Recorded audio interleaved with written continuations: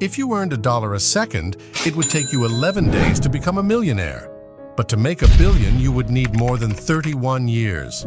You see, if you've accumulated $1 million over a lifetime, it's obvious that the decision to buy a car worth $100,000 would be a very thoughtful one.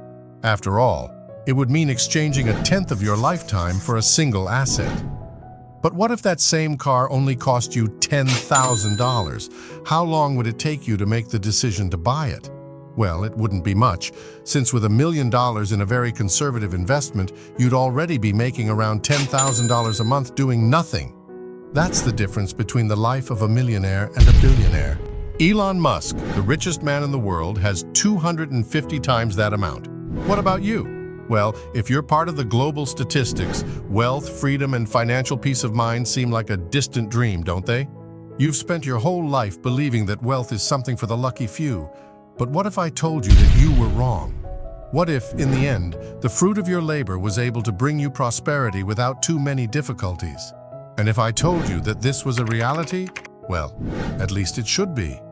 But there is a dark force preventing you from accumulating wealth, and this is the video that will reveal the truth before your eyes. But the question you should ask yourself is, if there's something stronger than me preventing me from prospering, does that mean I'm a mere or a slave? And if someone enslaves me, is there any way out of that prison? You didn't open this video by chance. And if you continue with me on this journey, there is a chance that you can break free. But be quick, because this loophole in the system is closing. One question: what is money? Or rather, what does money represent? When you make a purchase on the free market, when you get paid for your time working at a job, how important is money in all these transactions? Money is popularly defined as a medium of exchange, an instrument used to facilitate the sale, purchase, or exchange of goods between individuals. But that doesn't say much about what money represents. In fact, the best way to see money is as an expression of value. When you make a purchase, you hand over a certain amount of money into someone else's hands because the item being bought is perceived by you to be more valuable than that amount of money. Otherwise, you wouldn't make the exchange. And of course, the price is not determined by you as an individual, but by the market as a whole. But stick to this premise: money is equal to value. And why is this so important? Because by understanding money as an expression of value, it becomes very clear that the accumulation of wealth doesn't happen randomly. The amount of money that society delivers into your hands is equivalent to the amount of value that people perceive you are generating in the world. But money will always come into your life and also go out.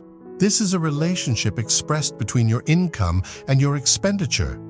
But a very practical way of simplifying this relationship is your production versus your consumption. Most of the time, money will come into your life because you have been able to produce some form of value. And for most of us, income will be generated by the value we produce in a job. But that same money goes away every time you consume something: an ice cream, a new cell phone, or a car. Regardless of who you are, your wealth will be translated by the relationship between what you consume and how much you are able to produce. And the only reason humanity has become so developed is because we have discovered a sophisticated and intelligent way of storing value. The piece of paper or your bank account number that you call money is actually a technological expression of storing value. If you go back far enough in a time machine, you'll discover that our ancestors bought things using a method unrecognizable to today. Payments were made in the form of barter, a system of directly exchanging one good for another: a dozen eggs for a few tomatoes, a chicken for a chair, and so on. But this system had two major problems. It depended on someone else wanting something you had. If you had a chicken, you couldn't trade it for 2 eggs, since the chicken was worth more than the eggs and it wasn't divisible. So our ancestors realized that they needed something in between that represented value. They tried trading with various items, initially sacks of barley grain, oxen, salt, and even shells, but they all solved some problem and at the same time created even bigger ones.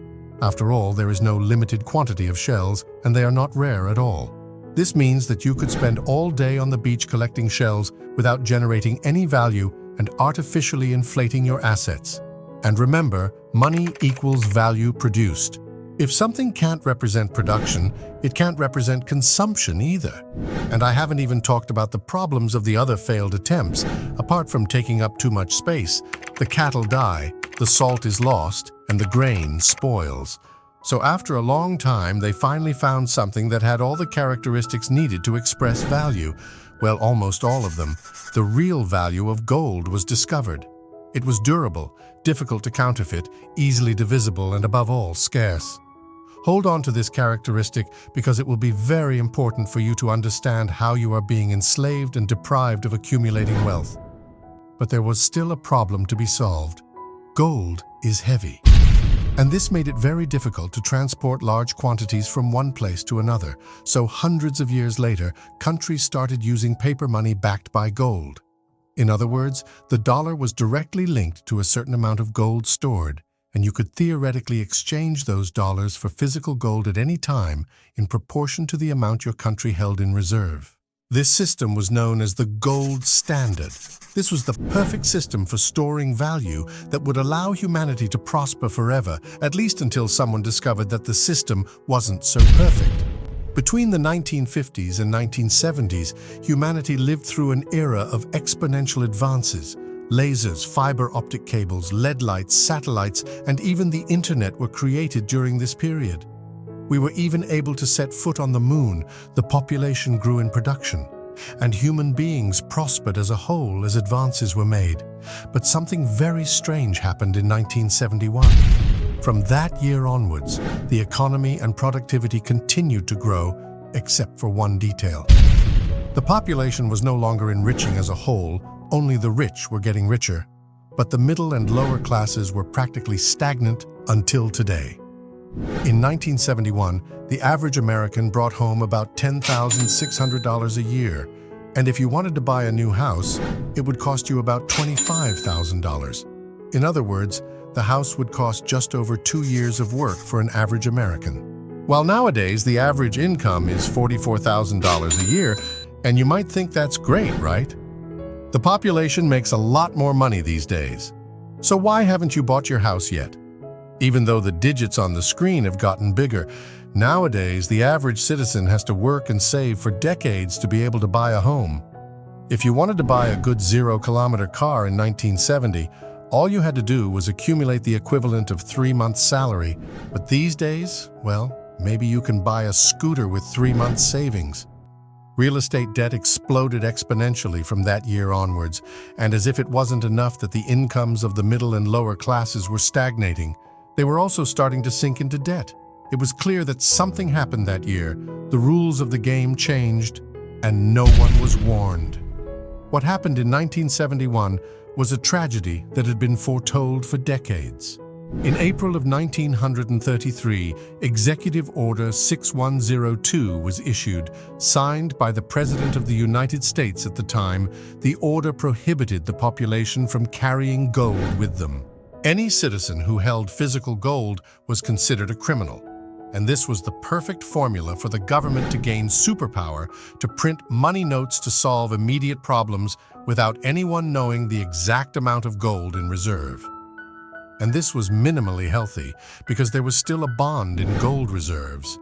But in 1971, President Richard Nixon made a statement that would change the course of all mankind. For the first time in the history of modern society, the world's money was no longer backed by anything other than government honesty.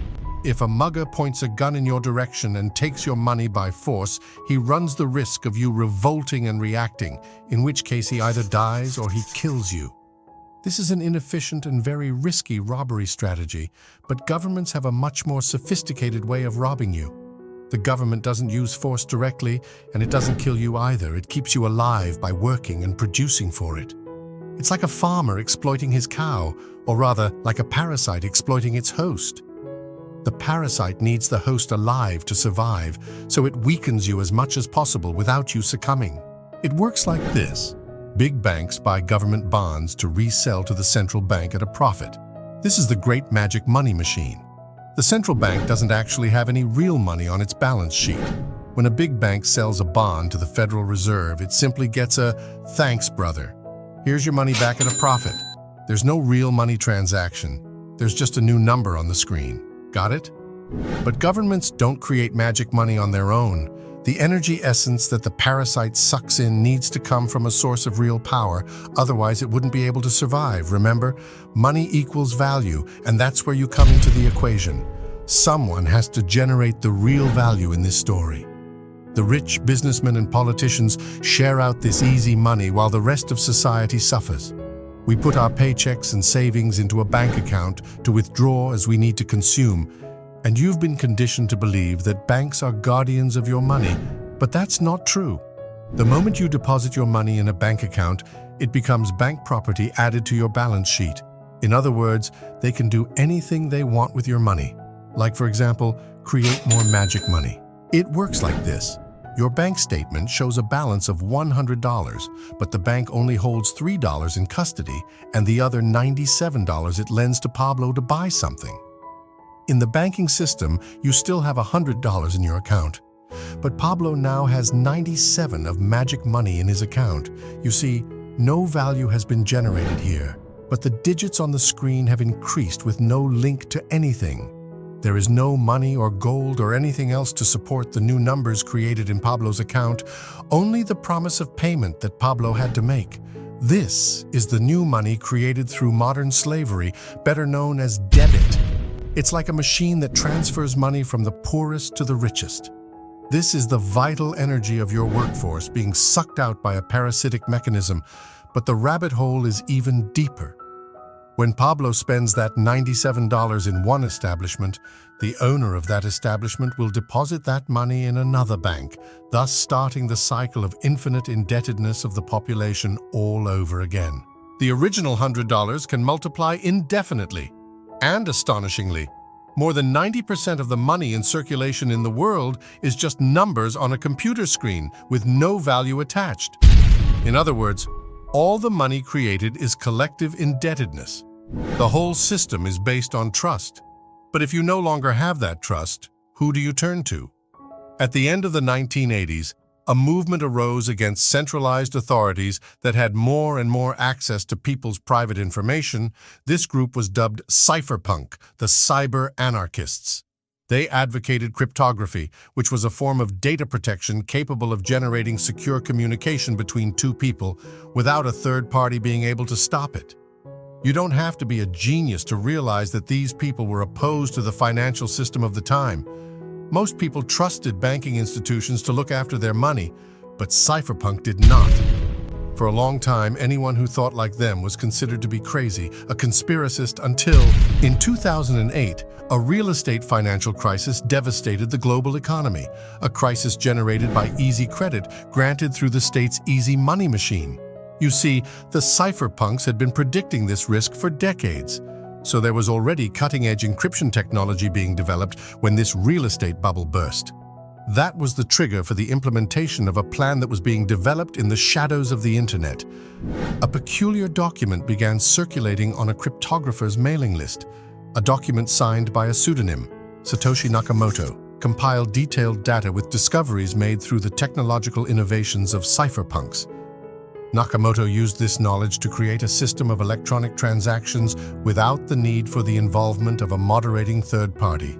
In other words, using cutting-edge mathematics, programming, and cryptography, he published a map of how to eliminate the presence of the government from a financial transaction. After all, if the economy relied solely on trust in governments, the recent collapse had proved that governments can't be trusted. And trust was the problem that Nakamoto had just solved by creating a currency that was mathematically impossible to be corrupted. Its name? Bitcoin. Bitcoin solves all the problems caused by the state.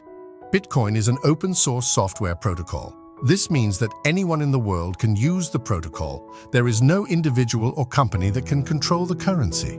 Every change made to the code is public, open, and transparent.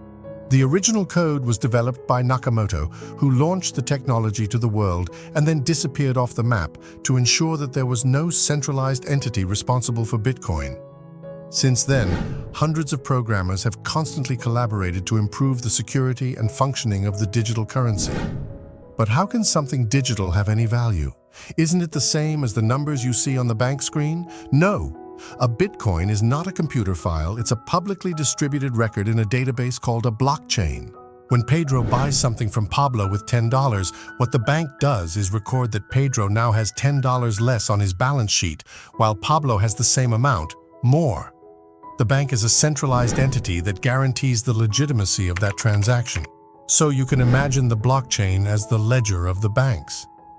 The only difference is that instead of there being a single entity guaranteeing the legitimacy of transactions, the blockchain does this automatically with a system that allows anyone in the world to be an agent of this supervision. It is no longer necessary to trust an entity that may well be corrupt, because the blockchain is already public and cannot be controlled by any person or computers isolated from the network. The computing power that guarantees the security of the network is spread around the world. People who give up their share of processing power on the network are rewarded with new bitcoins that are being mined. There is no incentive for dishonesty and corruption simply because you earn much more by following the rules of the game. But then, if Bitcoin is capable of solving so many problems, why has the cryptocurrency market lost so much value in the last year? In the year 1993, the launch of the Mosaic browser brought internet access to the general public for the first time, slowly turning personal computers from a luxury into one of the essential items in people's homes. This rapid mass adoption opened up a business opportunity. A massive wave of new internet companies began to emerge. One of these companies, called Netscape, decided to distribute its web browser for free, which meant that more people could access the internet. In the year 1995, Netscape made a public offering of shares. Whoever bought a share at the beginning of the day paid $28 and had the opportunity to sell it for $75 at the end of the same day. This resounding success attracted the attention of investors from all over the world, and they were quickly seized by the feeling of fear of missing out on the great rise of the internet market. This led them to blindly allocate their capital to any company without looking at the fundamentals, of course, as long as it was an internet-related company. And with this easy money flowing into the hands of internet companies, many companies went public without having yet generated a penny of profit. Instead of focusing on the solid foundation of the business, these companies started investing all their resources in advertising to build speculative value as quickly as possible. In 1999, 457 internet companies went public on the stock exchange, more than 20% of which doubled in price on their first trading day. This further accelerated the movement of euphoria and fear of missing out among investors. News about the great opportunity of the internet took up more and more space in the newspapers. The problem is, some companies really did have valuable fundamentals, but most of them were just speculation, so it was impossible for an investor to know how to separate the wheat from the chaff, while there was so much hype promising that each of these companies would be the future of the internet.